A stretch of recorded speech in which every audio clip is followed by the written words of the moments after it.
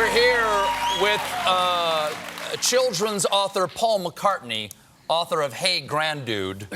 Now, I don't often get in any way starstruck with a guest. People ask me like, oh, a politician comes on, you ever... No, I don't care. And because I kind of know what they do. Actors, I kind of know what they do. Authors, I kind of know what they do. But when I have a musician on, especially one that I admire, I can get a little starstruck because I think that what musicians do, you, John, the band, it's mysterious to me. There's some magic in it where you're able to reach inside of our hearts and our minds and our souls and you change something. That's real magic. And I agree. You agree? Yeah. Now I can't remember my question because I'm actually. What it was. No, this is it. I'm trying not to.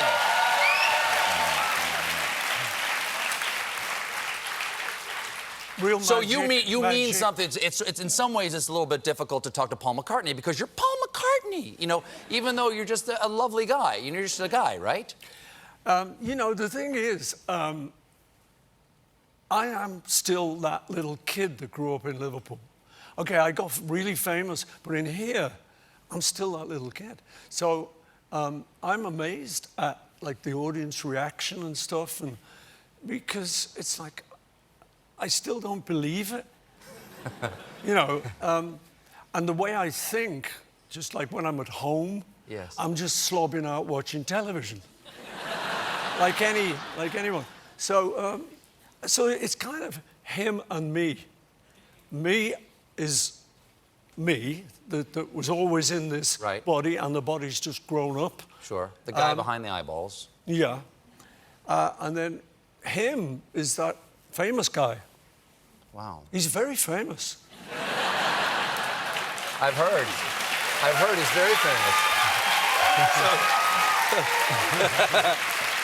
So how, I guess the question is, how do you deal with other people's, like, what sort of like the emotion and the importance they bring to you that you can't possibly know what you mean to other people? Because some things will mean very specific things to other people, and they see you through a particular song or something. For instance, to me, the first thing I think of is Band on the Run, okay? Which has an enormous emotional resonance for me, because in 1974, it was the song of the summer.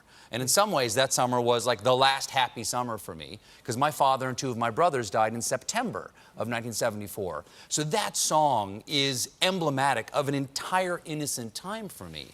And I know that you really have nothing to do with what that emotionally means for me, but what do you do knowing that lives inside of other people when they see you? How do you deal with a fan who comes up? How do you deal with me right now telling you that? It's not easy, Stephen. I'm serious. Really I can imagine it's not easy. No. Because you can't be what people want you to be. No, I know. But, I mean, I was a fan of lots of people, so I kind of get it. I'm also very happy that songs that I just wrote originally just to make some money. No, that's how people start. You start out, you know, you love what you do, but you're trying to pay the bills. But the fact that these songs then get into people's heads and they have this meaning, I mean, that's the biggest bonus you can have. It's true. We have to take another break, but please stick around. We'll be right back.